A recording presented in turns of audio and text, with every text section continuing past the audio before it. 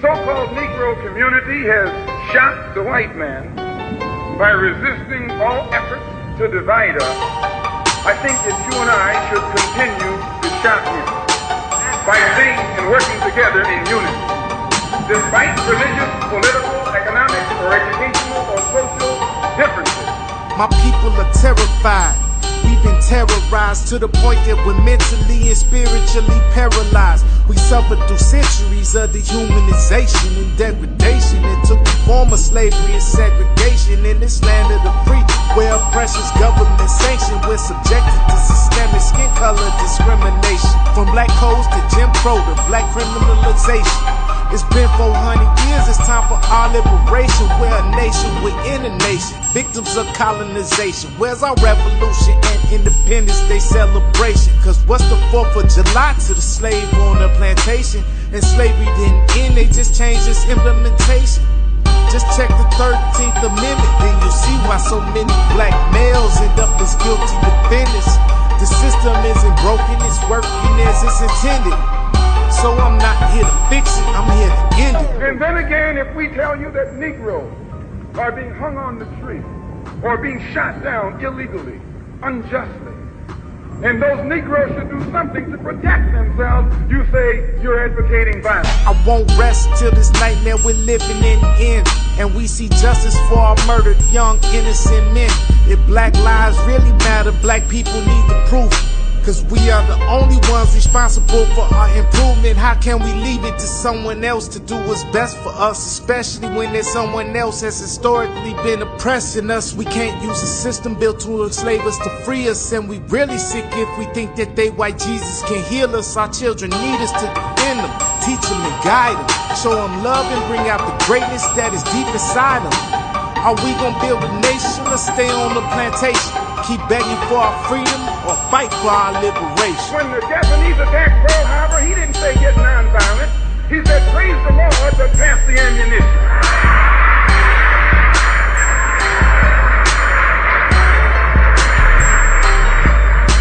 We must be willing to die together, or we'll definitely die separately. We desperately need unity if liberation is our destiny. If we don't know our history, then we doomed to repeat it. White supremacy is the enemy, but together we can defeat it.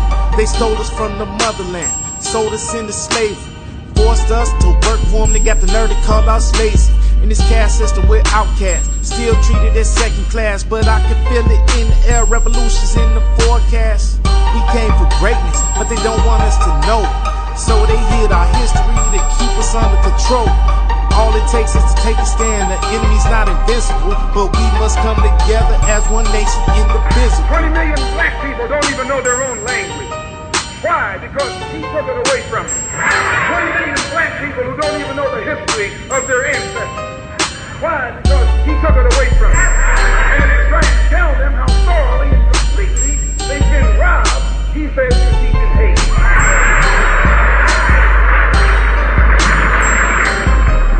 That's something to think about. Today you are coming out of college. You're coming out of the leading university. You're trying to go in a good direction, but you don't know which direction to go in.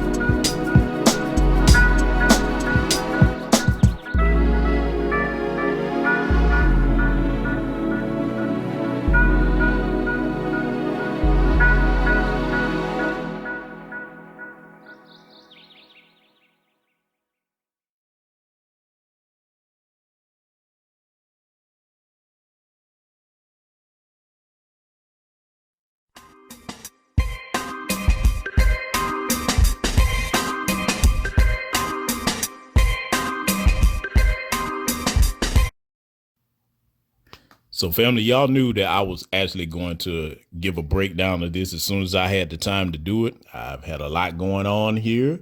It's been a lot to cover, but we going to break this down from the A-road to the zero right here. This disrespectful Tether right here is about to get to business. And before I even state what I'm going to state, let me make this upfront and clear. I am not talking about all continental Africans or Caribbeans, but to those of you whom this applies to, if the shoe fits, you're going to have to wear it. We finna get some straightening today. So as you all know, you've heard this woman here, and shout out to our brother Tariq. He actually covered a portion of this, but I'm going to go through the entire thing. In fact, I found another video of hers that I'm going to also be doing a breakdown on. And we gonna break down this with some facts. I mean, this attitude that she has and those like her, it's going to get straightened out today. But with that said, let's let her do some talking here. Hey guys, welcome to my YouTube channel. So in this video, I am going to be discussing this really interesting topic here. Why Africans don't like black people, and why we refer to them as in a derogative way. All right. So as y'all heard it, as many of y'all have seen by now, y'all have seen the portion in the beginning of this or snippets of it. But this whole referring to us in a derogative way when it comes to foundational Black Americans and this separating yourself apart from black people. Let me explain something to those of you that do that are continental Africans and Caribbean people, as we call the Tether class, the disrespectful ones of you. For the longest of times, going way back into before the civil rights movement, a lot of us, even before we fought for the right for you to immigrate here, we referred to you as our black brothers and sisters in the diaspora. However, as of late, in present day, as of this video, 2022, what we're starting to do is accept the fact that you think you're separate and apart from us, especially if you come over here and be disrespectful. That's fine. We'll refer to you by where you come from. As a Nigerian, Jamaican, Haitian, whatever the case may be, that's fine. Now that we're doing that and we're saying, okay, bet we're foundational Black Americans over here in our homeland that we did not flee from. A lot of you are starting to have a problem with that. But see, now you're going to see why when we finish playing this. But let's let her keep talking. So, that's what we're going to discuss about today, guys. So let me start with my introduction. So if you guys don't know already, I am from Nigeria. I am from the state of Imo. So Imo State is where I'm from. And I came, like I said in my previous video, I came here when I was I think 9 years old. I was originally born in Houston, but I went to Nigeria, then I came back to America when I was. Let's stop right there. Yes, she's an anchor baby. OK, her parents came over here and had her over here so that she could get citizenship, which is something a lot of us now look at as a mistake. We should have never fought for the right for you all to be citizens if you were born over here as an immigrant. That's something that does need to be repealed. I support that 100%. But I want y'all to do something while we're talking about this. She says she's from Imo State in Nigeria. OK, Google right now. Imo State child R word. OK, and y'all know what the R word is. I'm talking the R word for violation. Google that real quick and watch what pops up.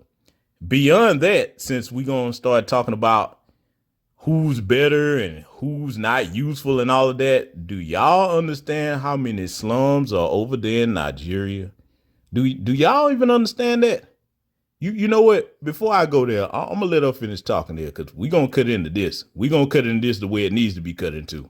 9 years old. So that's the big difference there. But yeah, to get to the topic of the story here, why, Africans don't really see, Black people, as an equal or as, I guess, something irrelevant. I would say it more so it derives from how Black people act. Yeah, see, y'all heard what she just said. Okay, and talking about you don't see us as something relevant. First of all, little peanut head Tether, your parents fled from where they're from and brought their asses over here and had you so that you could gain citizenship. Now, while we're talking about how people act, when I address this subject, a lot of y'all already know where I look at first. I always point to the men of any group. For the men as a collective, I'm not talking about all, but I'm talking to the ones that it applies to. For the men as a collective to have to flee from where their birthright land is, which is not here in America for you, your people, it's in Nigeria. That's where it is. For them to have to flee and come to someone else's country and then disrespect the people of that nation that fought for them to come over here, that behavior is despicable, it's dishonorable, it is cowardly, and it's disgusting. So while before we even start talking about people's behavior, let alone what's going on over there in your country where people are actually defecating in the streets, okay, you got all kinds of scams going on. Y'all look up the term Yahoo Boys and see who they're talking about. See, unfortunately, and shout out to my cool Nigerian brothers and sisters, but y'all know I'm telling the truth about this. Unfortunately, Nigerians on the continent of Africa have the worst reputation of all Africans. They really do. Every time you turn around, people are complaining about their behavior over there.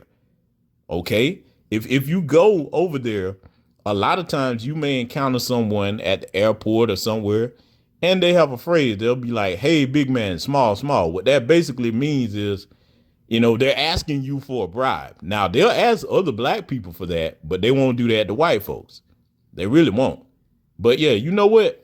I got a lot more to say, but I'm going to let her keep talking before we get into this. And this is not coming from a racist view, guys. This is just pointing something out there and bringing light to a topic. First of all, I got to chime back in here on this before I let her continue to bury herself and before I rip her to shreds here, because I'm definitely going to do that. A lot of you ignorant bastards, tethers, tend to use that term, I'm not trying to be racist. This goes to show that a lot of you are so game goofy and ignorant about the geopolitical state of the world and beyond that, racism and white supremacy, you nor any black person has the power to be a racist. A lot of us need to start correcting people on that, because if any of you have studied Neely Fuller Jr.'s work, you understand exactly why we can't be racist. We don't control the 9 areas of people activity on this planet to enforce a system of racism based off discrimination of someone's skin color. That's the first thing. So you can't be racist, but you can be ignorant. That's what you can be. Very ignorant. With your little cheap weave, all that caked on makeup, a little small. You know what? I ain't gonna even be petty and going on features because it's a lot to go in on. However, when it comes to this issue, talking about you can't be racist, that's the first thing you need to understand. You don't have the power to do that. You don't. No black person does, as I said. So now, when we start to look at this behavior of hers, y'all ever notice something about those of them that speak this way? They always try to take on that Forest Valley girl inflection. They really do. And with the men, they try to imitate the way white men speak when they speak in a certain tone and inflection. And we're not just talking about speaking coherent or proper English. I'm talking about that inflection. You have to force yourself to speak that way, especially if you did not grow up around white people like that. If you weren't raised in a white household, you have to force yourself to speak that way. That goes for FBA and non-FBA alike. That's not something germane or natural to the way most black people sound and speak. But I'm gonna let her keep talking. That has been discussed amongst Africans. So the reason that, I guess Africans can just never see black people as an equal or good people, I would say it's more so because of the way black people act. There is a big difference from being an African person versus being a black person. You are absolutely right. You are absolutely right. There is a big difference between a continental African and a foundational black American. And let me tell you what that difference is. The difference is we understand what we went through with slavery. Your people, this person's people, went through colonization. Same thing as slavery. However, this is something that I wish people would do some intense and intensive study on. Okay. It's of my opinion that colonization did a far worse number mentally on continental Africans than foundational black Americans. Oh yes, I am going here. I have to say it. And the reason that I'm saying it is because the way that the greater majority of them, not all, but enough to say most, the way the greater majority of these tethers look at white people, they worship them. Even knowing the history that was inflicted upon their people.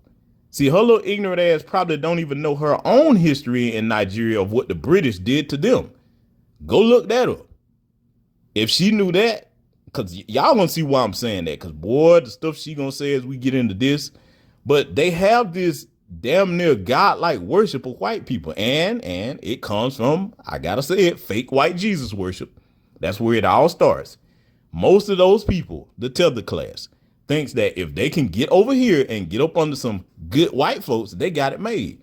What they don't realize is the white supremacists not only hate foundational black Americans, they hate them too. In fact, they hate them even more.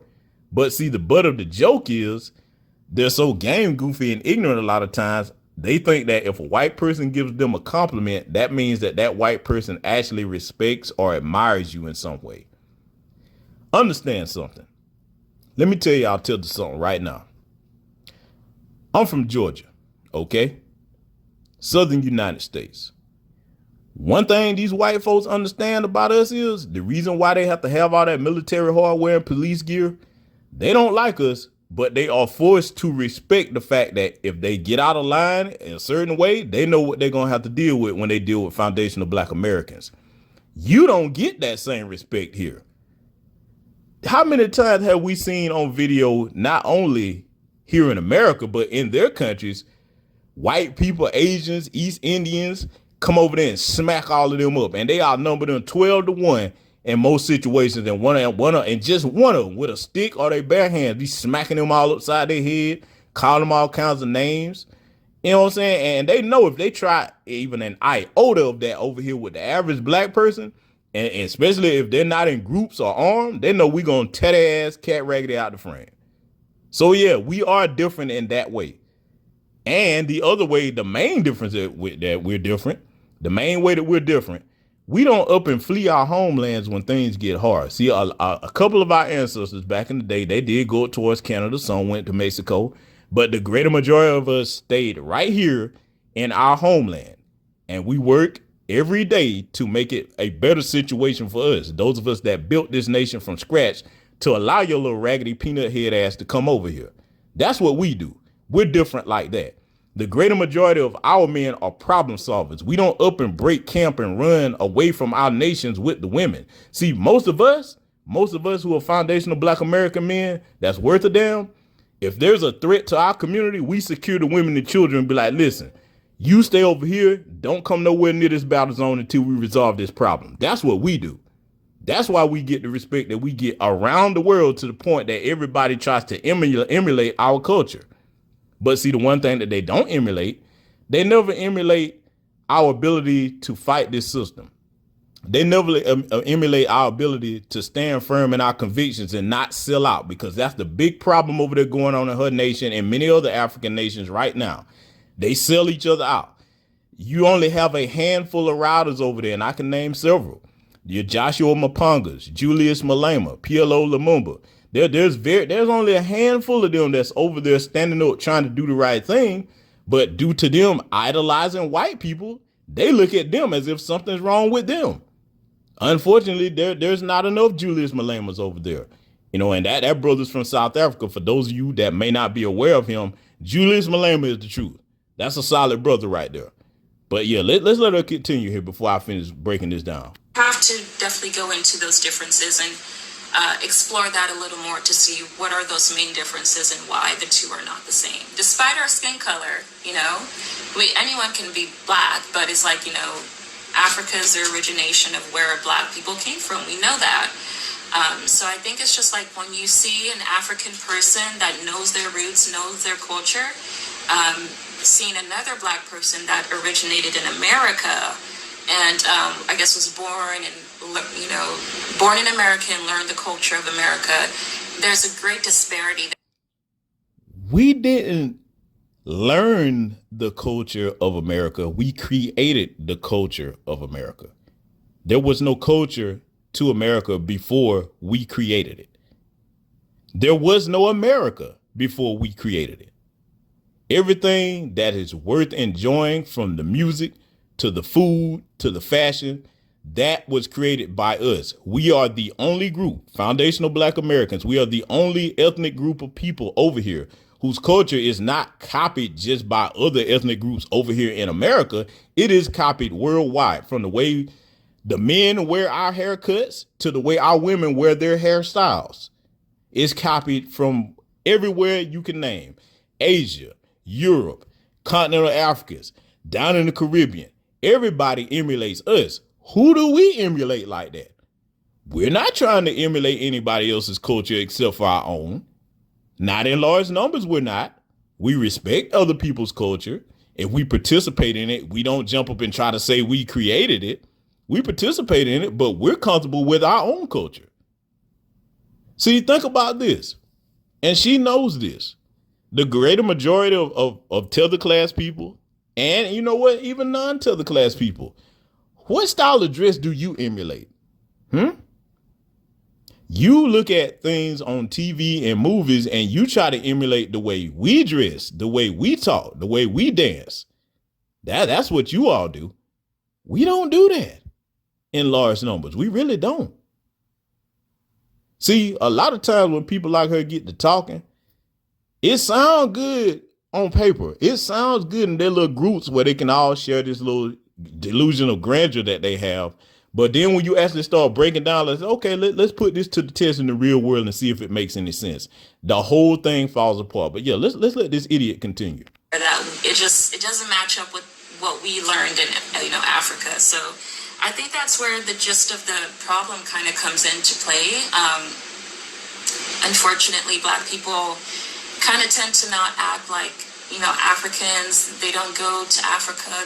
A lot of times they don't travel to Africa to really understand their roots. Pause right there.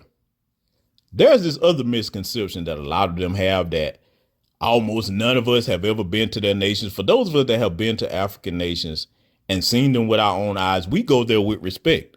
We don't go there disrespecting the people. We don't go to any African nation or Caribbean nation or any place on the planet and say, you know what? Let me just deal with my own people here. And, oh, man, I don't want to be nowhere near around them Nigerians. We don't even think that way. You see, that right there is an ignorant sickness that these people have, especially this superiority complex that they have.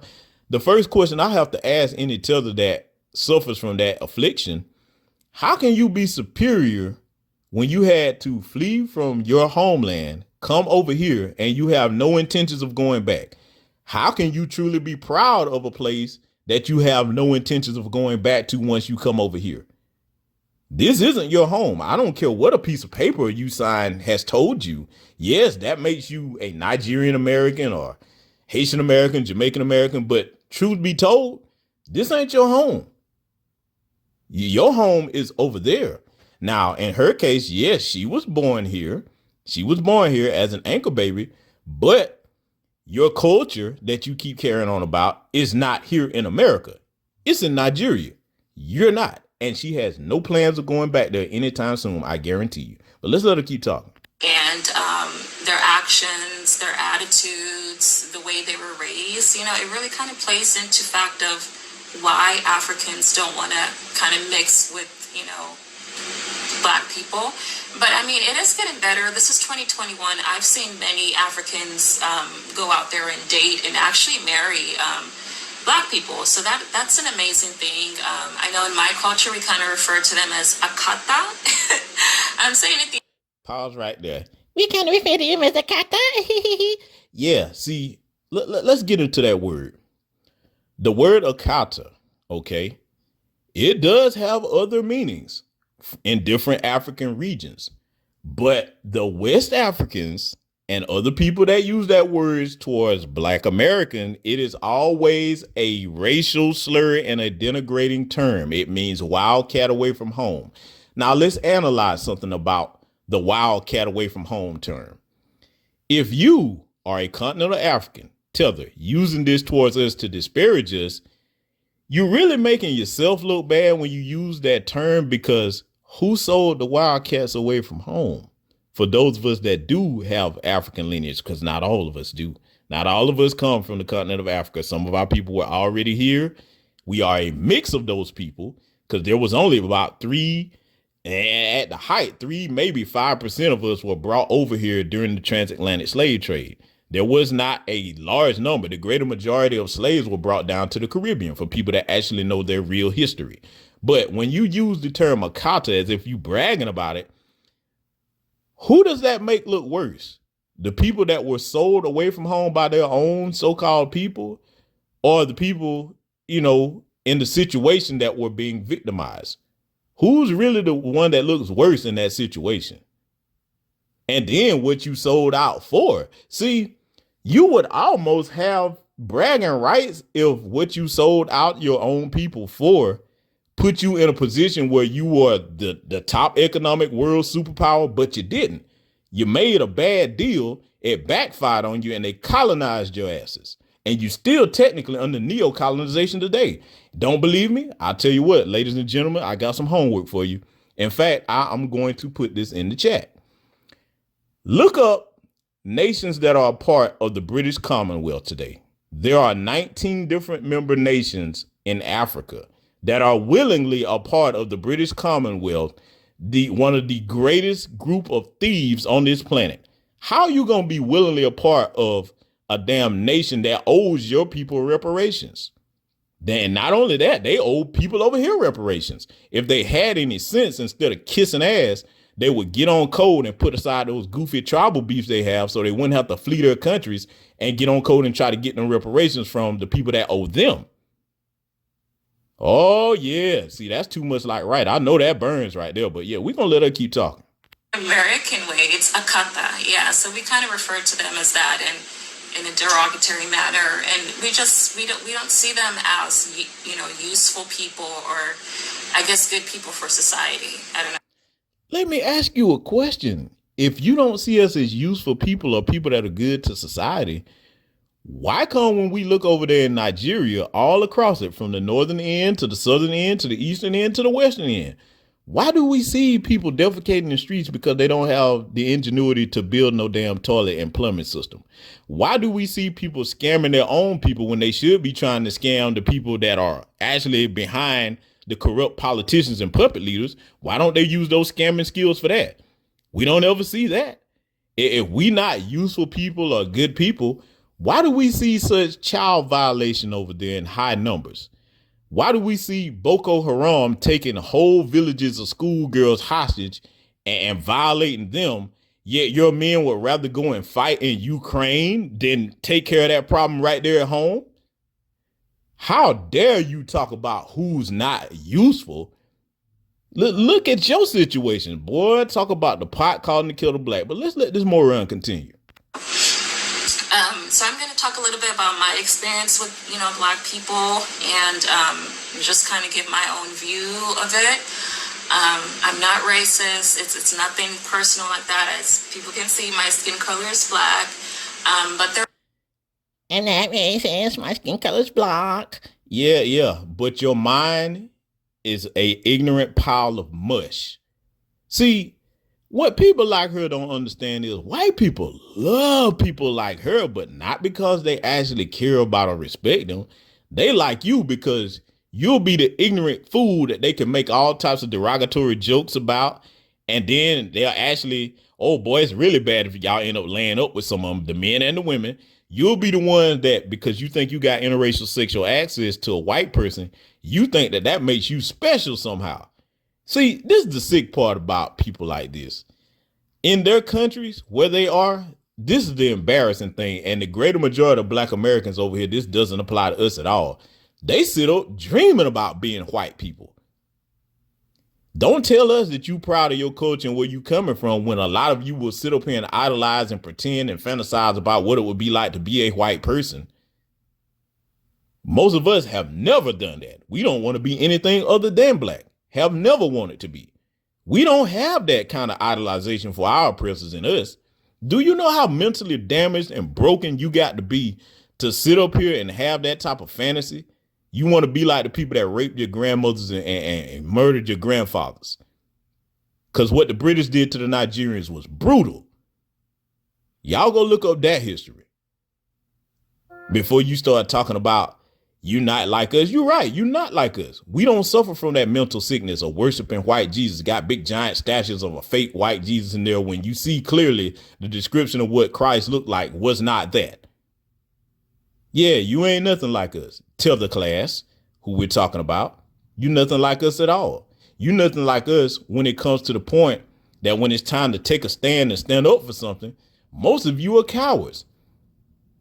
Even if you over here and you saying, okay, I don't want to rock the boat because I don't want to get deported and lose my citizenship. You don't stand up for nothing back where you from. Start going down the list of history and point to the people over here in our movements that stood up and fought for the right for you to come here. Where's your equivalent of Malcolm X, Martin Luther King, Assata Shakur? Go ahead and start naming the list, because, oh boy, the list is like mega Everest. Don't even get me started, man. That list, I'll be here forever naming out a list of foundational Black Americans who put in work, did not flee, and put their lives on the lines to make things better for our people in present day. See, they do have people over there that are writers that have put in work, but they disrespect their legacy and memory because they don't even stay home and try to build up and fight for the nation that those people gave their lives for. They really don't. The first thing they do is take off running as soon as some type of hardship or difficulty arises. But let's let her keep talking. Morals and values and things that go into play when, we try to compare the two. And I feel like, unfortunately with Black people, they just feel that, they're entitled.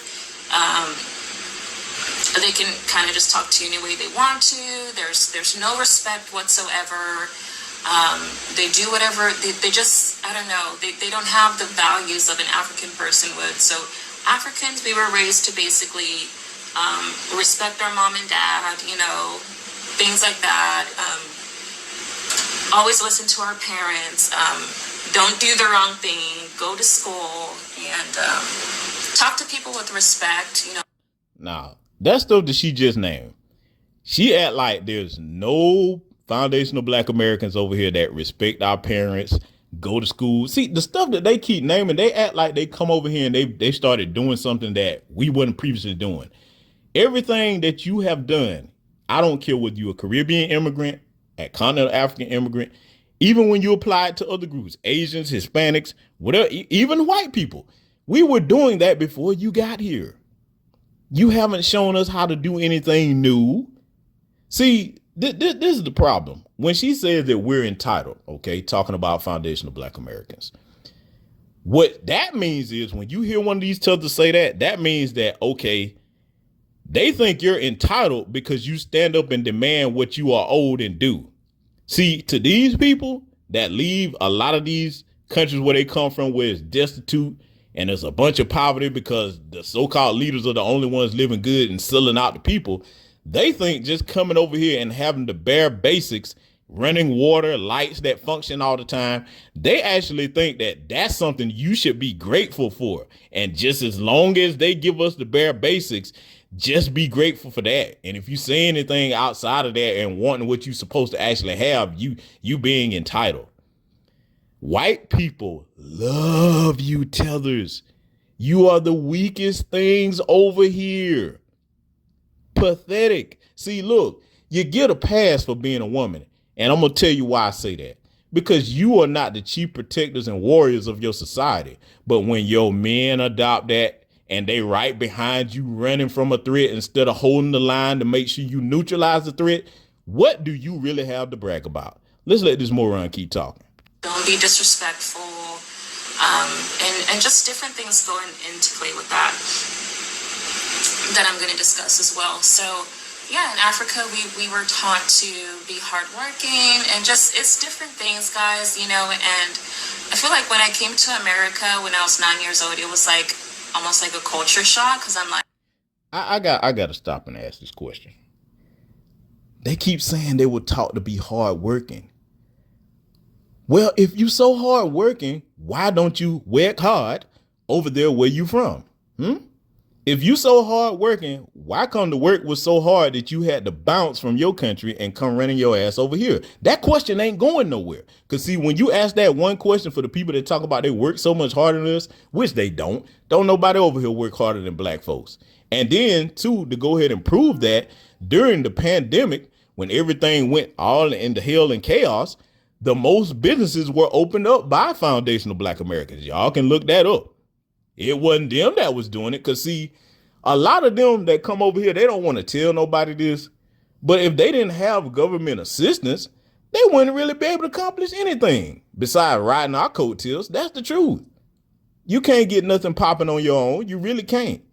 If White Daddy cut you off tomorrow, a lot of you wouldn't survive. Our people have proven that we can survive without them. All those government programs and stuff like that, we don't want that. We actually do better when we don't have access to none of that. All you have to do is look at our history before any of that was available. That's why we built over 60 towns like Black Wall Street, thriving on our own without any government assistance. We did for ourselves. Okay. The greater majority of us, that's exactly what black people do. They get up and work hard and go to work every day. And are business owners on top of that, without feeling like the only way that you can be successful is if you have a white person or an Asian person backing you up.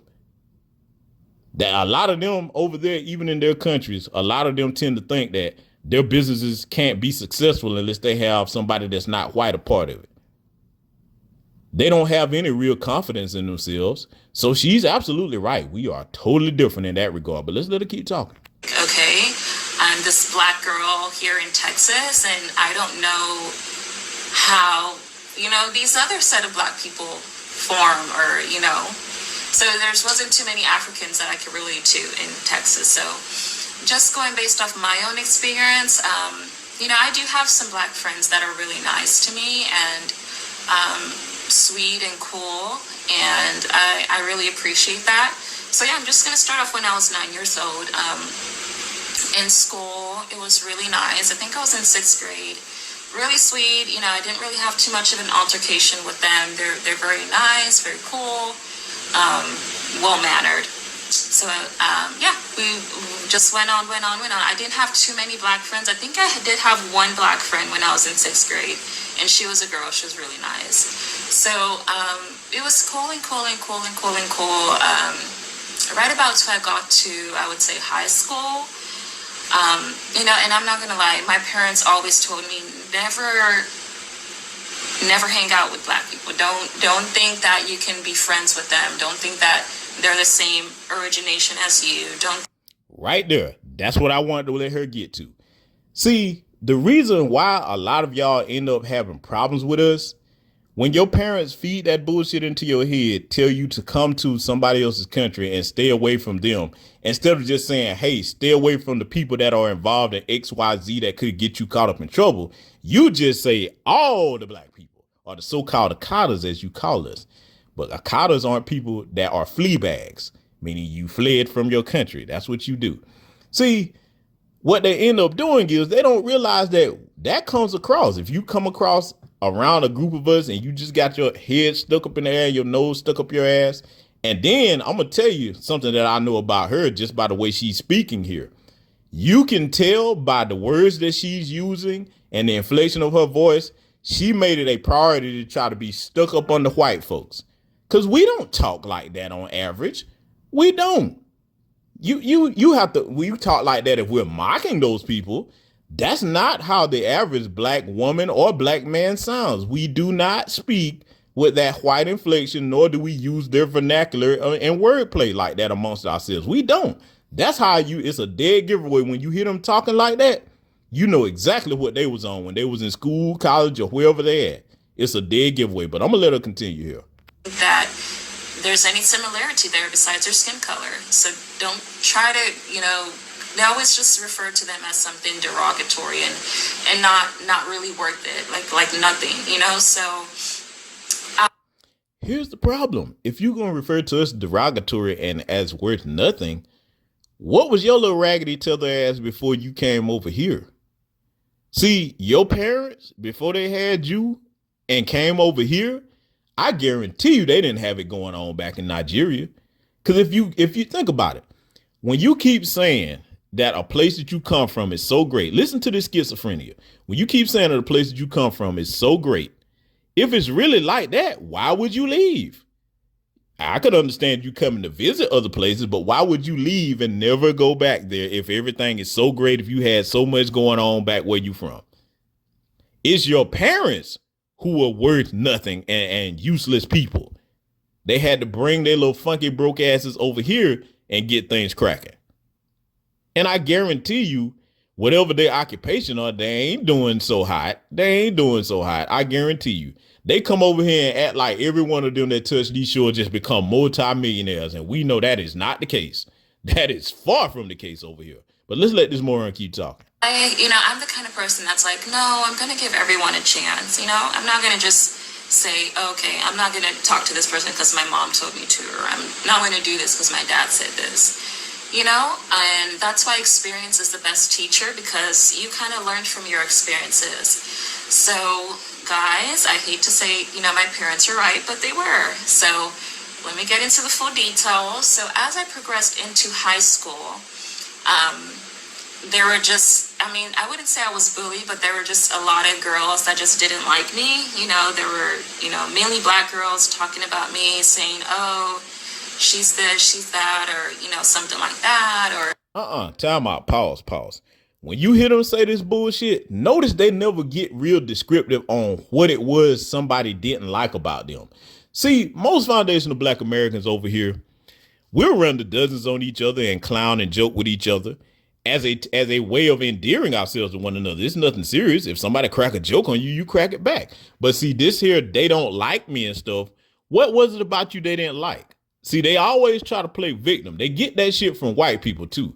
Basically, what women like these tetherwenches, I call them, what tetherwenches like this do, they emulate the behavior of a white Karen. That's exactly what they do. They always try to go into victim mode when a lot of times when you get down to the truth of what really happened, they were the initiator or the cause of any type of friction between them and anybody else. I guarantee you she went around them talking that crazy talk that she was talking or acting in a certain type of way, and it came off and they probably started clowning her little old bad weave having ass. But let's let her keep talking. She skipped class, or she was in the restroom flat ironing her hair and just trying to make a caricature out of me. And that's what I didn't like with, the black girls. The men are okay to me, they're fine, but the women are just so spiteful, so mean, so rude, mannerless. So that's the kind of experience, my true experience I got in high school. And then it progressed as well. I'm not gonna lie. And then I think in senior year of high school, I had like a black friend. She was cool, very nice to me. We would go out for lunch, and yeah, she was really, really nice. Then, guys, here we go with after graduating high school and getting my first job at a fast food restaurant. I got into my fast food job, and I was... Wait. Did she just say her first job was at a fast food restaurant? Family? Now, if they're so much smarter than us, so much better than us, hell, if you got all this intelligence and you so much better with all your culture, how come your first job out of high school wasn't something better than a fast food job? Listen, I got people in my family, I can tell you for a fact, their first job wasn't no damn fast food job.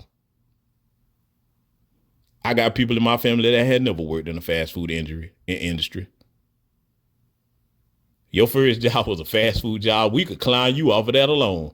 But yeah, let's let this moron keep talking. Working, and then there was this black girl that wanted to, I guess, befriend me and wanted us to be friends. We started off by, I guess, just talking, and I would give her occasional rides to her home. Despite what my parents were saying, don't talk with black people, don't do this, don't do that with them, they're terrible. I did not listen. As a teenager, I was like, yeah, whatever. Well, I'll see what happens. So I gave this girl a ride to her home, and she was cool. She was nice. I think she took me to a drive-thru. We went to Whataburger, and she paid for my meal one day. So that was awesome. We progressed into a really nice friendship. So she kind of explained to me that, she was gay and she has a girlfriend. I'm like, okay, I don't judge anyone based on any criteria they tell me. So I'm like, cool, that's fine. Perfect. So it came along one day when she wanted me to take her sister to go somewhere, right? So she was like really adamant about it, like, please, please, please, my sister doesn't have a car. I don't either, of course. So I said, sure, I don't have anything I'm doing. Let me go ahead and head to your apartment and I'll wait for you. Somewhere along the line, there was a big miscommunication to where, okay, I'm going to pick up her sister. Where am I going to meet her sister to take her to this location? There was a really big miscommunication. So I'm talking with my friend here about, okay, where are you? I'm waiting at your apartment complex. I don't know where you are. I'm waiting. I've waited past 30 minutes and, does your sister still need a ride? Because I think my phone had died, or something like that. So big miscommunication. So after 30 minutes, I said, okay, I don't see her here yet, and she doesn't see my car. So let me go ahead and get out of here. So I reversed my car, took off, and was going towards the exit gate. As I approached the exit gate, she was on the phone, really pissed off, really mad. And I saw her, so I said, okay, well, let me go ahead and park in this little, handicap parking here. Now, as she's babbling and telling this ridiculous story that she's telling right here, I want y'all to catch something about how game goofy a lot of them that come over here and try to isolate themselves off into these little enclaves where only their people are. See, this is what's stupid about that. If you are a traveler, okay, if you are anybody that travels outside of your home nation, no matter where you're from, when in Rome, do as the Romans do. You don't go and isolate yourself off from those people. What you do, you make sure you find some thorough people that can put you up on game on who to deal with, who not to deal with. And as she's telling this story, I want y'all to keep in mind what I just said. Let's let her continue. For her to see me. So I parked there. She saw me and she was furious and outraged. She was pissed off. She was mad. She was irritated. She was like, where the hell have you been? And I'm probably just saying it in a cooler, calmer version, but she was yelling at me. The reality of it was that she was pissed. And I'm like, well, I waited here 30 minutes. I know you probably couldn't see me waiting here, but I waited here 30 minutes and I didn't see you. So she said, well, I didn't see you. My sister needed this ride. I'm pissed off.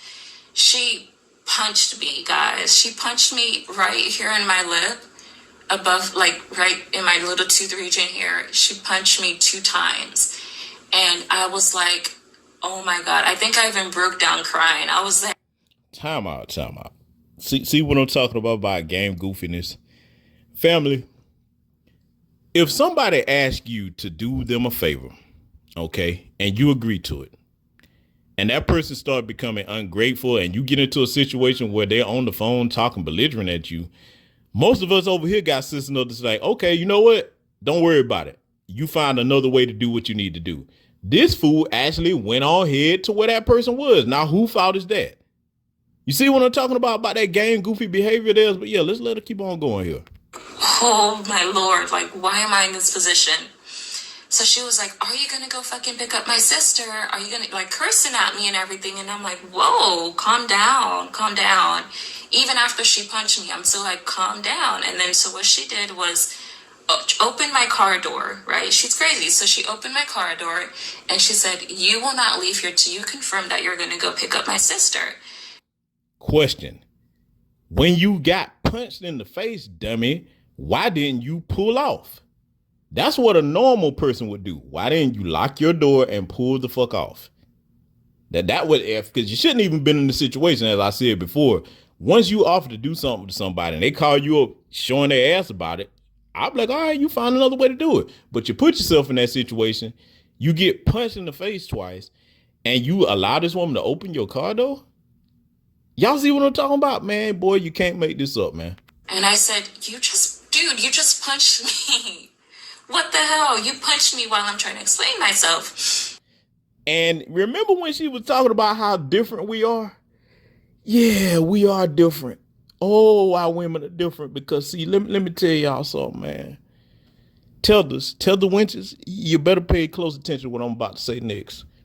There isn't hardly any foundational Black American sisters over here that was raised in a foundational Black American household who you can punch in the face as another woman and dude, you just punched me in my face. Ain't gonna be no more conversation at that point. Trust me. You right. We're not the same. You are not the same as our women. You are definitely not the same. You've been punched and assaulted, and your goofy ass is sitting up here trying to explain yourself. See, this is the shameful part about that, right? We've seen countless videos where this behavior doesn't just apply to the women. This video of the men being smacked upside the head over there in their home nation, and they still talking while somebody's assaulting them. See, you're right. We are different, because let me tell you something right now. You put your hands on a foundational Black American man over here, hey, conversation is over. Oh, we going to communicate all right, but it's going to be a different type of communication, and it's going to be the universal language that get universal straightening too. We don't believe in having communication or conversations when somebody has physically assaulted us. It's ass whooping time. See that mindset. The reason I'm pointing this out, that mindset in them, that she doesn't realize why she's sitting up here talking about herself as she's so much high and mighty and head and shoulders above a foundational Black American. She doesn't have sense enough to realize that that's a spirit of cowardice in you. And it's in your people too. Unfortunately, it's in a lot of her people that run away from their countries and never go back. It's a spirit of cowardice. And that cowardice gets carried down generationally too. That's the bad part about it. But let's let her keep talking. And so she was like, I will break your car door if you don't say you're going to go ahead and pick up my sister. So, guys, the only way I could leave that scene was for me to say yes. And I felt like the biggest punk. I felt like the biggest loser. No, you didn't feel like you was a big punk and a big loser, because if you're dealing with another woman and you allow that to happen, yes, you are a female punk. That's what you are. It was terrible. It was something that I could not even imagine happening to me. Like, no one has ever violated me like that. No one has put their hands on me in public. We were in an apartment complex, and she felt the need, upon yelling, that still wasn't enough. She wanted to punch me and get physical. So I honestly just wanted to do something, but I was just I wasn't too sure about that. Nah, you didn't want to do nothing. You was afraid. Because see, anytime somebody put their hands on you without your permission, especially to physically assault you, self-preservation is supposed to kick in. And you do whatever you need to do to handle and neutralize that threat. That's what you do when that occurs. A lot of them people just don't have it in them, man. They really don't. See, let's just look at something hypothetically, right? What if the roles were reversed? Okay, as far as them being the majority over here and we being the minority. White supremacy will run roughshod over these people, man. Because they know they're not going to bust a grape in a damn fruit fight. They roll over, man. If you are in your own country where you outnumber these people 12, 20 to 1, and it just take one or two of them to come in and just start smacking everybody around, come on, man. You ain't going to do nothing with these white supremacists over here if that's all it take. Just listen to them. But yeah, let's let her keep talking.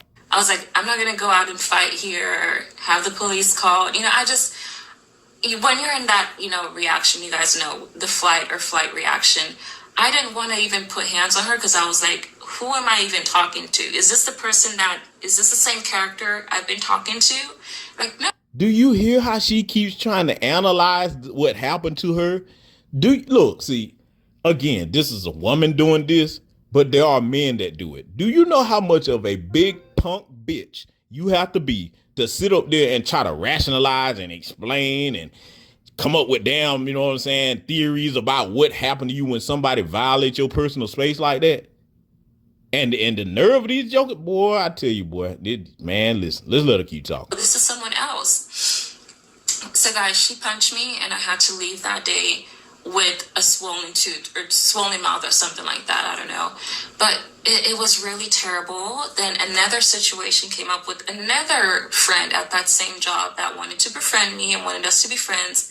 Same narrative. So I would give her rides. I would do this. I would do that.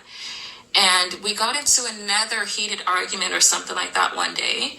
and she attempted to punch me through the car as well. And if I did not roll up my windows, my car windows, she would have put hands on me and physically assaulted me. So, see, this is another thing that I don't like about this whole long drawn out stories that she's telling about all these bad encounters she's saying.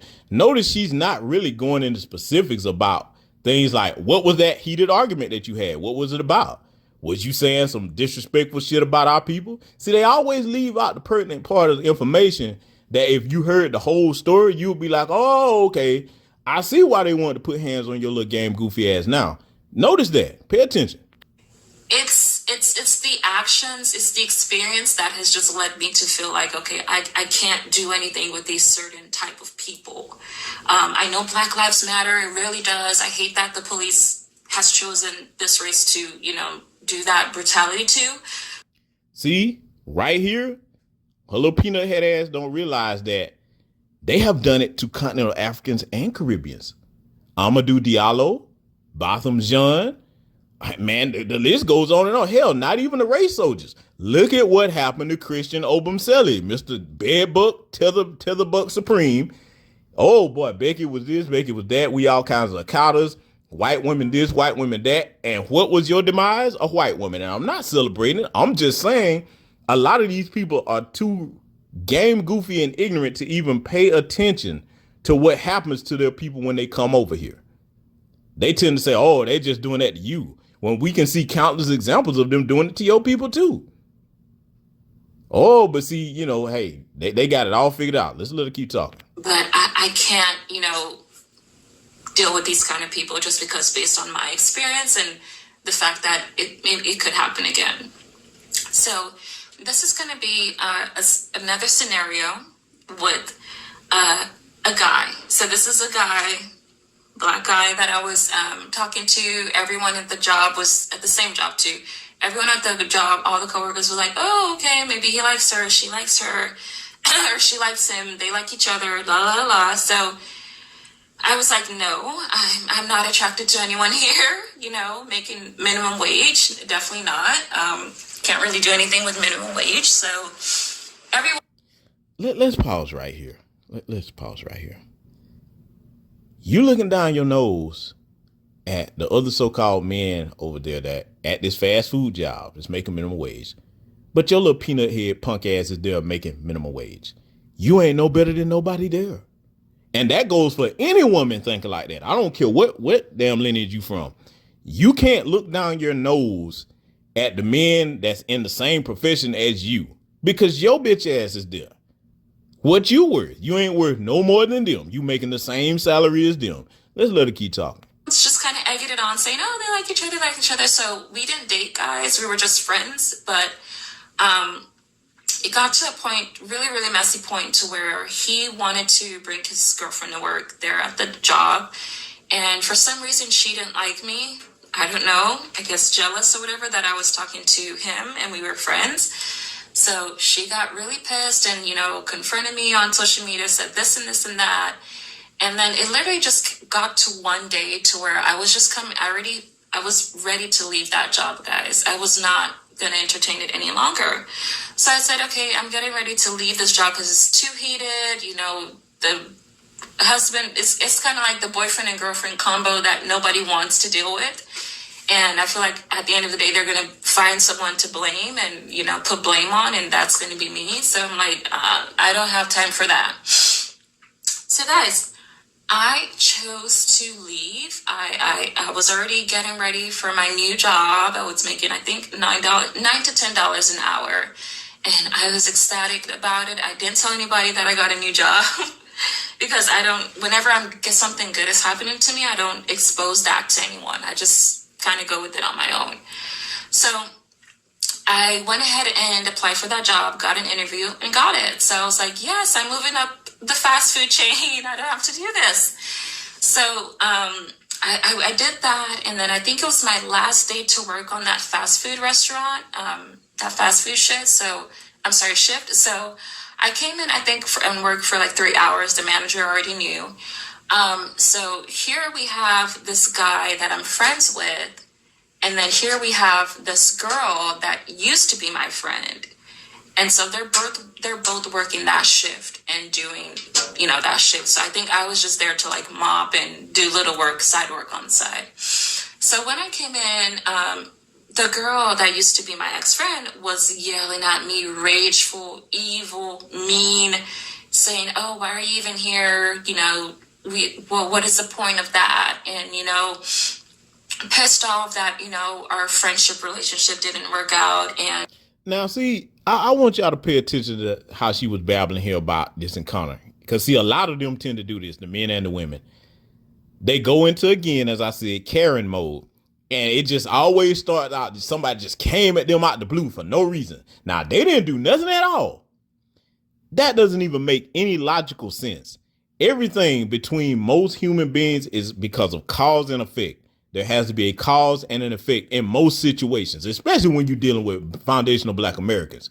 We don't go around bothering people like that. You're telling me because y'all she didn't want to be friends with you no more. Listen to how she sounds too. This chick sounds just like a damn, she sounds damn near like a toddler with her reasoning. Just because she didn't want to be friends with you, so now she's going to target you every time she see you. Most sisters over here don't care nothing about that. If y'all ain't friends no more, cool. They might crack some jokes here or there when they see you from time to time, depending on what happened. But for the most part, all right, oh well, so what? See, that's how you know when they start exaggerating and lying with stuff. But let's let her keep on talking. Angry. And then the guy kind of chimes in and says, "Oh, well, getting on his own point and saying, 'Oh, you're terrible. You're this, you're that. I'm going to have some girls beat you up. You're terrible.'" And I'm like, these are people that I thought were my friends. These are people that I thought, okay, we have seen each other outside of work already. We were cool. We never really had a major argument, besides, that guy and his girlfriend that had, his girlfriend reaching out to me. But I'm like, other than that, what is the real animosity here?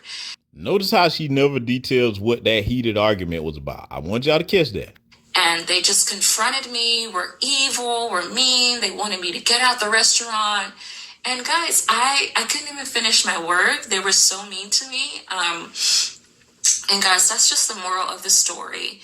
I don't want to drain you guys with too much information, but that is the moral of the story. Why it's like it's like oil and water. This is why I can't coexist with people like that.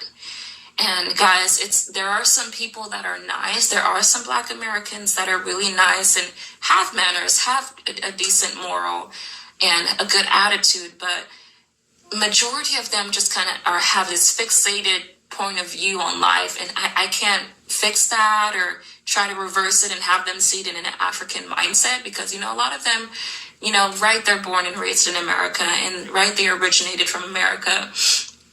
But so it's going to be hard to kind of transition that mindset to an African mindset, someone that was born and raised in Africa, someone that appreciates their country more, someone that appreciates Africa and the people and the food and the culture. See, this is the problem that I have a problem with. If you appreciate where you from so much, why you not there?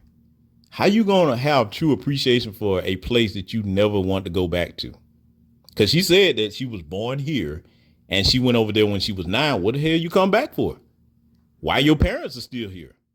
Why didn't y'all come over here, get your money up, do whatever you're going to do, and go back to home sweet home that you appreciate so much? You see how that makes no sense? See, this is something that you always have to put back in their face when they start this type of silly talk right here. If you appreciate things so much back where you from, how can you say that truly and be honest about it if you never want to go back? See, this is the embarrassing thing for most of these tellers over here. Right now, if White Daddy said, you know what, we deporting every last one of you. We sending you back the way you came from. We don't want you over here no more. Do you understand the amount of pathetic, embarrassing displays that we would see from these people? They would be literally on their hands and knees begging at white people's feet not to deport their little punk asses up out of here. Oh, I know that's exactly what they would do, because I'm going to tell you how I know that. Look at the amount of things that they go through to get green cards to get over here. Oh, that's a conversation, boy. If I went into detail on that, boy, that would not be YouTube friendly. Oh, they don't want to tell that part. but I know what's going on, and she know what's going on too. But let's let her keep talking. It's just a great disparity, and unfortunately, it's hard. So I have learned to listen to my parents because they were right. Of course, parents tend to know more than their children, which is true. And I can't make that argument again with them, and it's good that experience is the best teacher that helps you to learn people's true characters. Like at this point in time in Nigeria, in terms of marriage, in terms of seeking a relationship, black people are banned from that category for me, and just from what my ancestors did. They never deviated from their own ethnic region or their own background and went to try something new. Bold-faced lie. Right now, if you go and get a plane ticket and go to Nigeria, boy, you will see tons of them lining up to marry white people. Hell, they've made Asian people the chiefs of their damn tribes over there. What is she talking about? Boy, if I ever have an opportunity to have a conversation with this heifer face to face, I would embarrass her from pillar to post, man. Because we can see that going on over there right now. When they come over here, the first thing they want to run up under is a white person. The men and the women. The greater majority of them. You only have a handful of them that are very thorough when they come over here. And I'm talking about all continental Africans. Unfortunately, the greater majority that come over here are buck dancing, sambos, and tethers. And boy, I'm going to tell you, one of the con games that they get them with is religion. If a white person come around them and start quoting Bible scriptures, they're too stupid to understand that the way white people view Christianity and religion is not the same as them. Family, I want y'all to pick up the book called How to Make a Negro Christian by Charles Colcock Jones. When you read that book and then you see how a lot of them are always just so white Jesus crazy, you'll be like, oh, I see why white people love dealing with you. You gullible and easily manipulated. As we saw in that despicable display when our brother Botham John was killed and his brother's up in the courtroom hugging on his damn murderer. When the last time you ever seen a foundational black American person do that? Somebody killed flesh of your flesh, blood of your blood, but you gonna hug the killer in the damn courtroom? Man, yeah, you right. We not the same. Let's let her keep talking. No, it's a different culture. It's a different tradition when you go to America and you date black people. I've seen a lot of black people. They like to cheat. They're disrespectful, no manners, and really rude and feel entitled at the same time. I don't know why that is, but I know something else you don't know either. Look up the paternity fraud rate over there in Nigeria. Do you listen? Let me tell y'all something, man. See, because they come over here and act like don't nobody know what's going on, or had none of us ever been to these places where they come from. Do you understand that over there, when it comes to violence against women, a lot of them that's running around cheating on their guys, their husband, if they find out about it, what you think they do to the women, huh? Do you understand the nightmares and the horror stories that come out of that place over there? See, let's talk about something here before I let this moron keep talking. When it comes to the treatment of women, when you go to Nigeria, you got three basic divisions when it comes to religion. You have the traditional religions and spiritual practices. Okay. Then you have, when you go up towards the north, that's the Muslim dominated territories.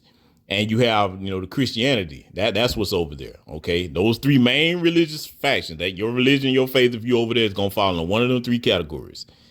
Look up the story of Deborah Samuel that was over there. This was a Christian Nigerian, and she was going to school up there. And she apparently had a disagreement online with a college mate about religion. Okay. And I saw it and heard the conversation. And what she said was not even remotely or like overly disrespectful. It was just a disagreement. Do you know that they beat this woman to death and set her on fire and recorded it? You can't make this up. So when they start talking about they have all these manners and, oh, they got morals and everything. If you got manners and morals, when the last time you seen a brother over here beat a sister to death and set her on fire about some damn religion? Huh? We don't do that. She's right. We are different. That is just the moral of the story, guys. That's why Africans don't really deal with, Black people. It's like you have a different tradition. You have a different background. It's hard for you to erase everything you've learned when you've been, raised in your childhood and try to, it's hard. And some people don't want to just transition to the African lifestyle. It's a hard lifestyle too. We have no business trying to transition to somebody else's lifestyle because we have our own culture, ma'am, which you come over here and nest up under and emulate. This transition to the so-called, what she calls the African way of thinking. Let's be clear. Let me go ahead and break this down. What she's basically saying is be a little docile, cowardly punk and let anybody insult you or abuse you, especially if they're white folks. Oh, don't stand up and say nothing about that. That's what she's basically talking about in so many words. She ain't really saying it like that, but I understand. I've heard these people say this stuff, and that's exactly what they're talking about. That's why they refer to us as militant, because we don't let these white supremacists treat us any kind of way, and we're outnumbered over here. We don't even have the majority numbers that they have in their countries, and we still give these motherfuckers hell day in and day out. That's why they need militarized police forces to deal with us. That's the first thing. And see, she's dishonoring the true African mindset. When you look at warriors like Shaka Zulu, when you look at Sister Winnie Mandela, when you look at the Julius Malamas, when you look at, Patrice Lumumba, whom they assassinated, when you look at all these different ones that I could just keep naming on and on in their history that did stand up and try to oppose things, when you look at the Robert Mugabes, when you look at the John Magufulis of Tanzania that tried to actually take a stand against white supremacist tyranny, trying to tell them what to do in their nations, and they were often assassinated or even turned on by some of their own sellout people. When you look at that, they're dishonoring that mindset, the mindset of the African that believed in standing up to white supremacy and oppression. We are the only group of Black people in the world globally that everybody knows stand up and fight back against white supremacy, thereby making a lane for every other group to come running over here and take advantage of the sacrifices of our elders and ancestors and the current generation sacrifices. But let's more and keep talking. Africa is a hard country to, go by. I would say, sometimes you have to deal with no water, rationing food portions, not too good of an education. So it just goes down the line, guys. But Wait now. Y'all heard what she just said, right? And what she's saying is absolutely true. Listen, countries over there, Uganda, Kenya, Nigeria, they have rolling blackouts. And when the power go out, we ain't talking about for a few minutes at a time. Your power could go out for an hour. It may go out for 2 days. So if you so much better than us, if y'all so much smarter than us, how don't you have sense enough to create better infrastructure there? How don't you have the courage enough to oppose those sellout leaders over there that keep your people in that condition? When they get all this aid money, some of it, the greater majority of it coming from over here, when they get all this financial aid money from the international community and your sellout leaders only use a small portion of it for the people and pocket the rest of it so they can go and take luxury trips to resorts and buy themselves and their particular clan and tribe all types of luxury items, but just say to hell with the rest of the people. Where's the backbone of your men to oppose that? One of the biggest problems that a lot of their nations have over there, they don't actually have anything equivalent to the Second Amendment right. So when the dictators over there, because that's what I call the sellout dictators over there, get to abusing the people, they know the greater majority of people don't have no way to defend themselves or fight back. That's the one drawback about the greater majority of African countries. When you don't have a way to defend yourself against tyranny, tyranny runs roughshod all over you. So all this bragging that she doing about, see, she know what's over there in her country. She know what's over there. But see, the ironic thing is she know that her place ain't no damn grand paradise and all this stuff that she just listed, which actually does happen over there and it's happening right now. If you come from that, you would think you would be a lot more humble than she is. She's talking like she was raised in some type of gold palace when she come over here with the way she's talking about us. When you come from a damn gutter, that's what you come from. You should sit down and be humble, woman. But let's let her keep talking. That's the moral of the story there, the difference and why Africans kind of see Black people as, in a derogatory manner I don't know who's to blame for that, but it's just people have to change their perspective on life. If something is not working right, don't resort to, oh my God, I'm Black and this is why, everyone's against me. No, you have to change something that you've seen you're doing wrong. Understand what she's saying when she said that right there.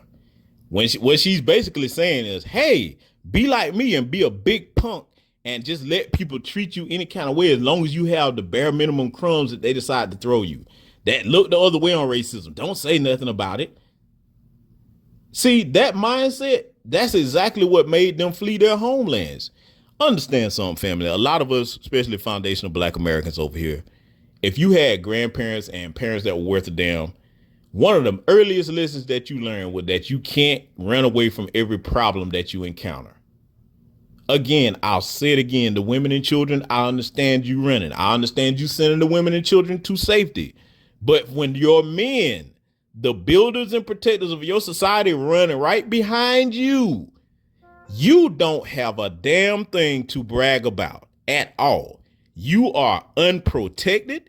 You will not be provided for. And when you get where you are going, that mindset that has followed you, even if you start to get in a situation where you're doing well, if the only thing that you know to do when a problem arises is to give up and flee, what is your true value? Who's really useless in that situation? Oh, yeah. See, when you start talking like I'm talking to them, they don't really have much to say because I ain't making this up. This is what they do. We see you over here knowing that you ain't gonna never go back to where you really from. Let her keep talking. I think that's what Black people tend to have a hard time doing.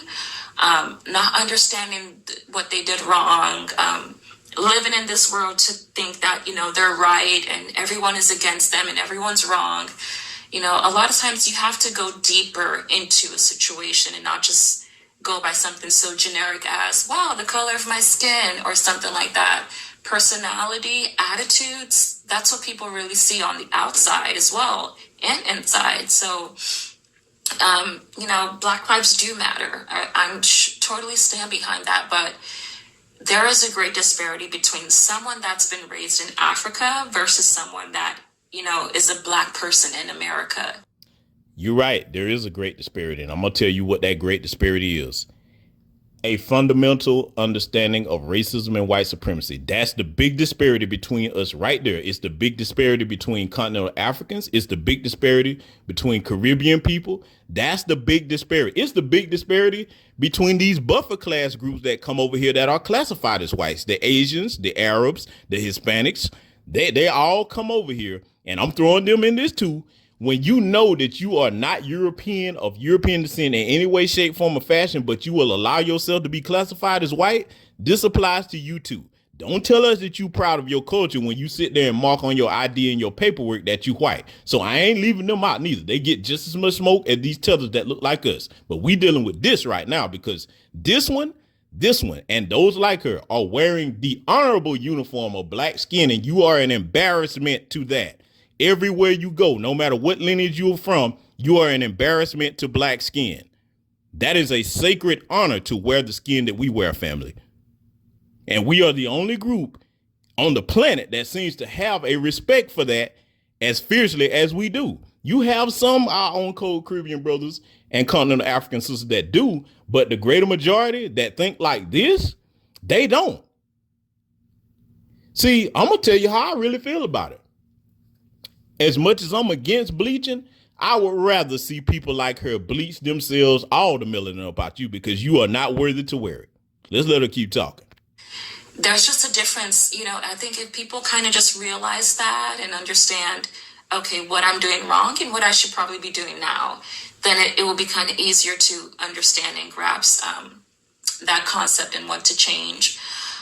So yeah, a lot of times it's not just more so, okay, you're Black and I'm going to be racist to you. No, I mean, if if you talk in a great manner, if you do the right thing in society, it's good. I'm not saying, guys, let's not turn this into Black lives don't matter or racism doesn't exist.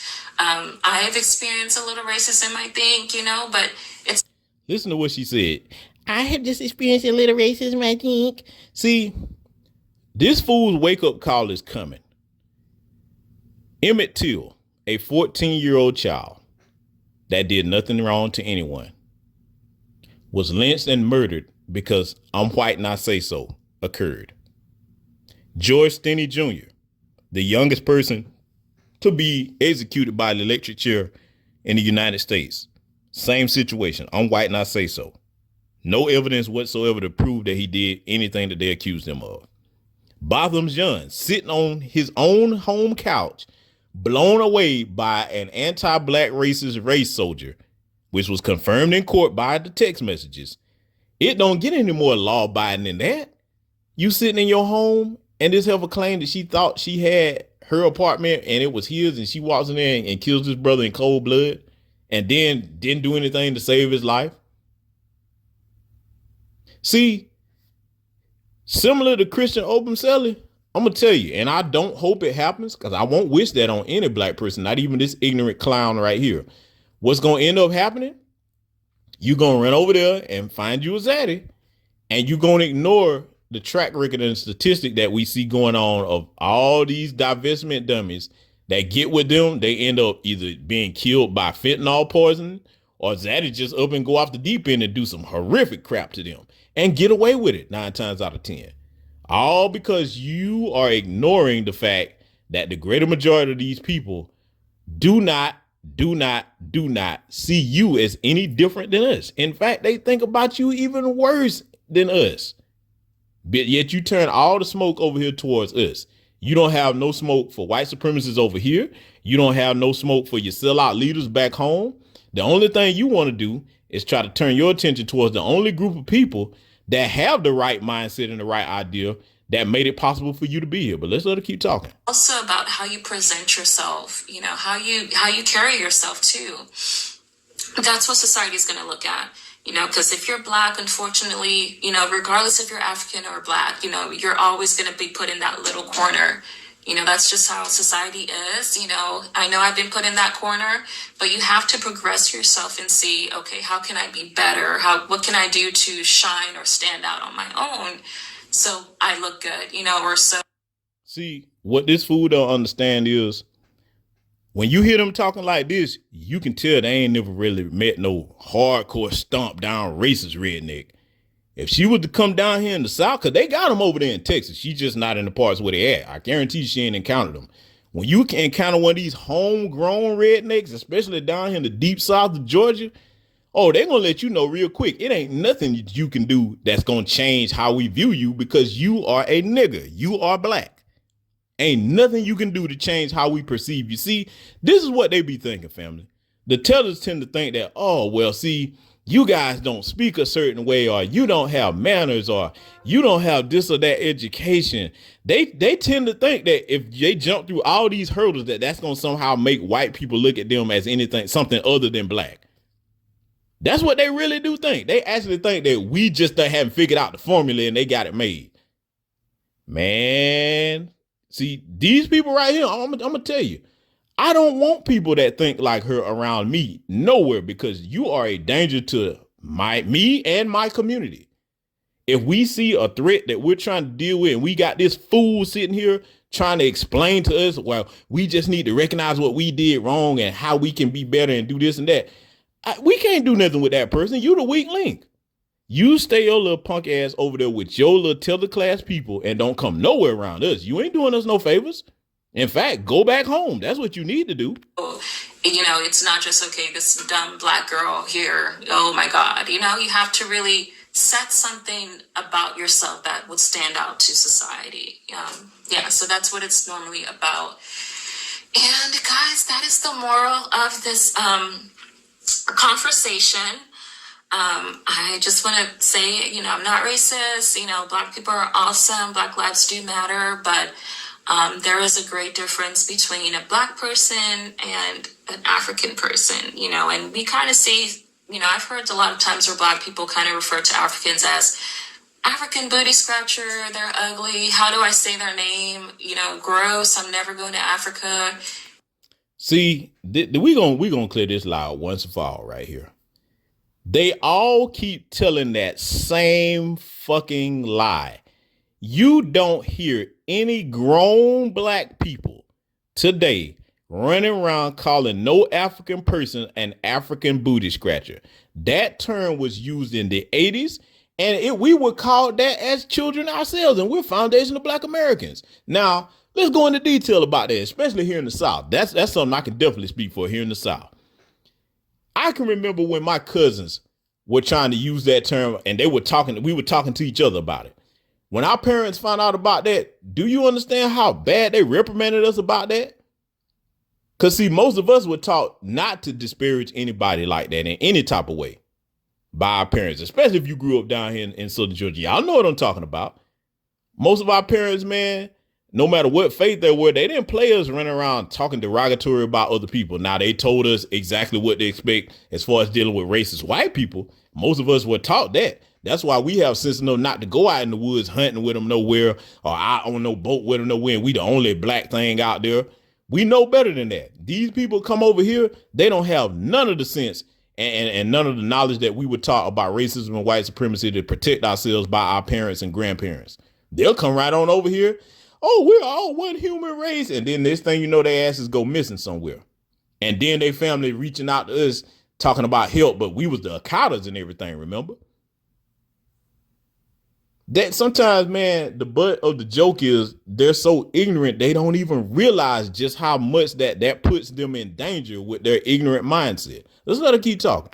I'm glad I'm from America, but you cannot deny your roots. You can't just, take the free route to it. You do have to understand your background.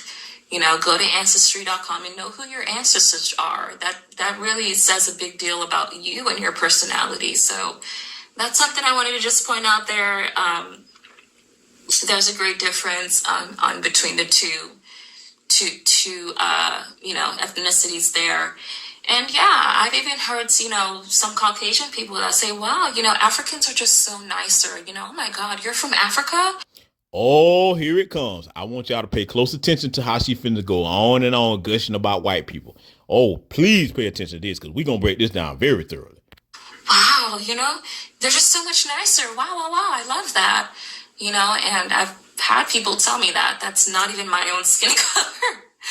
So it's not more so about I'm racist or, they automatically judge me by the skin color. I'm not saying that's never happened, guys. Keep that in mind. That's how some people will probably view people. But there's more meaning and definition into that, your skin color. People can be Black, people can be mixed, people can be anything they are, so it's not just more so about skin color, but what is the underlying fact about that person. See, this all that babbling she doing, this is what she don't realize. Tethers, let me tell y'all something. When white people start giving you compliments like that, and they start talking about how much nicer you are than foundational Black Americans, start telling you different and you so much smarter than us, they're gassing your head up. It's really a backhanded insult. Basically, what they're telling, see, you don't understand what that means when they're communicating that to you. The rest of their people, they're saying, hey, we got us one right here. This is the fool that we can crack all types of derogatory jokes about race around. And they'll act like it's no big deal and sit there and laugh about it when we talking about their ignorant asses too. They know that if they do something to you, that's as far as committing injustice, you're not going to fight back. They know that. That's what the butt of that joke is. But see, a lot of y'all are so ignorant to the point that you actually sit there and think that that's a real compliment. See, when you start to really analyze, when you hear these white people run up to y'all telling y'all how much nicer you are and how much better you are than us, you ever just start to ask yourself, why are they telling you this? Because see, a lot of times it's your first experience is dealing with white people, most of you, and you don't understand that they don't do anything without a reason behind it. What you will be is the little pet, because that's what they view you as, a pet, the little pet flunky or the Sambo that they can hide behind and say, I'm not racist, I have Black friends. That's what your role is. You a mascot, basically. We don't let nobody make us no damn mascot over here. But you think that that's an accomplishment. Look at what a mascot is for any type of team. The mascot is comic relief. You a joke. These people don't respect that. Who do you think get more respect? The players that win the championship on the team or the damn mascot? Because we the championship team. I'm going to say it. Foundational Black Americans are the championship team. That's why your punk asses keep running over here to get up under us for you tethers that it applies to. Let's let her keep talking. And I think once people get to realize that, you will flourish and be better. So that is just the moral of the story here, guys. Thank you guys so much for tuning in. And let me know what you guys think in the comments.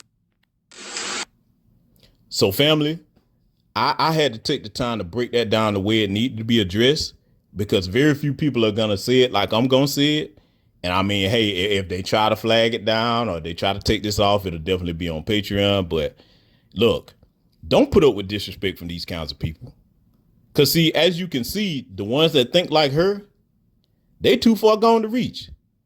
You can't explain nothing to them because they have accepted their lot in life on the global stage, not just in America, but on the global stage, because they ran and fled from their countries. They have accepted their lot in life to be subjugated under the foot of white supremacy. These people ain't going to fight back or stand up for nothing. And think about it. How will you stand up and fight for something here when you won't even stand up and fight for anything in your homelands where you come from?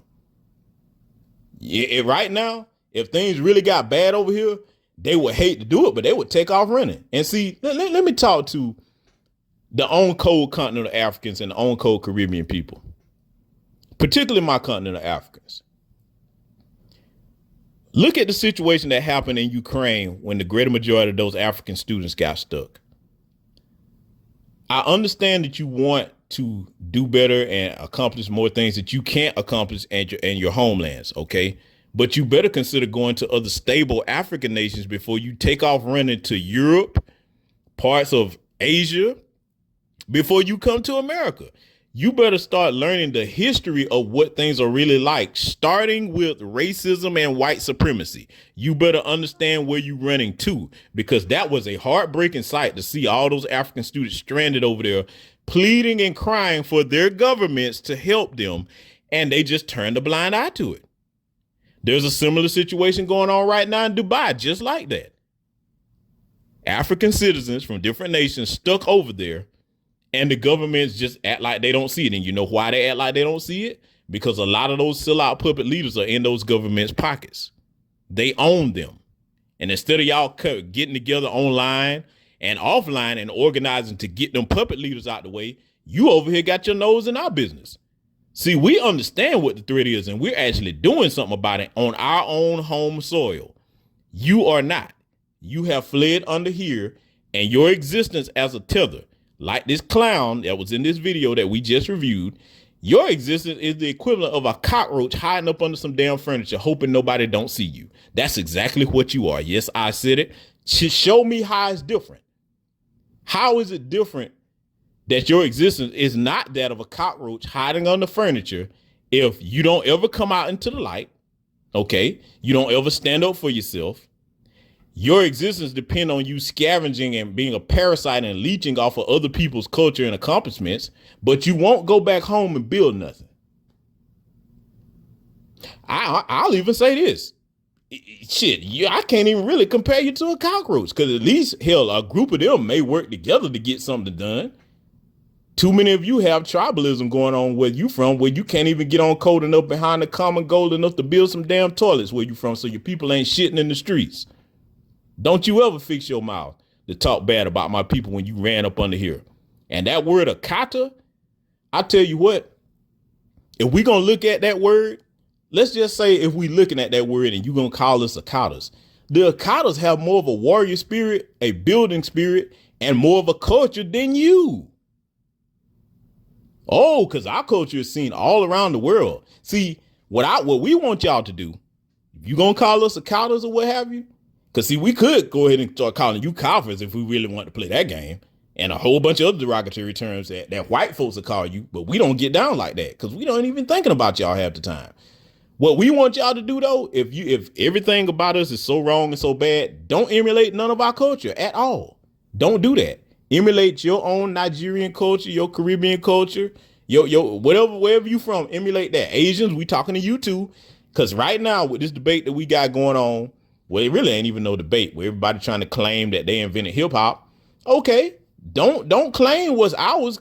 Latch on to your culture since you so proud of where you from. But see, you can't do that because you know you really don't have no culture intact like that. Family, I'm gonna break down the second part of this at some point in time on this channel. But with that said, I want you to always remember that we ain't gonna tolerate no more disrespect from these people over here on our homeland. We don't go to their countries and disrespect them, and they're gonna learn they're not gonna disrespect us over here in our country. In any aspect of society, it's no longer being tolerated. With that said, like, share, subscribe. Black first. I'll see you all in future content. African Americans really do not embrace their culture. Yes, they do. It's just not your culture. You can't tell a group of people that have been in a specific place 400 years, have helped build it, shape it, mold it, democratize it, that they don't have a culture. Honestly, you don't have the agency, education, or wherewithal to do something like that. African American people have their own distinct, unique culture. While that culture can point back to Africa, it is not distinctly African because it is made to assimilate within the standard of America. Just like any diasporic African in any other part of the world, like Jamaica, Trinidad, the Dominican Republic, South and Central America.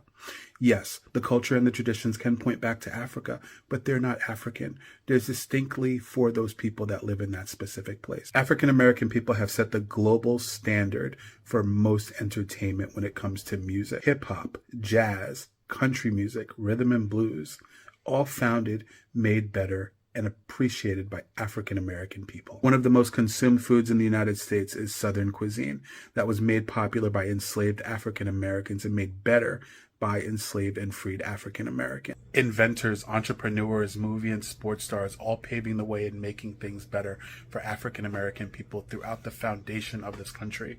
And if that's not culture, what is culture to you?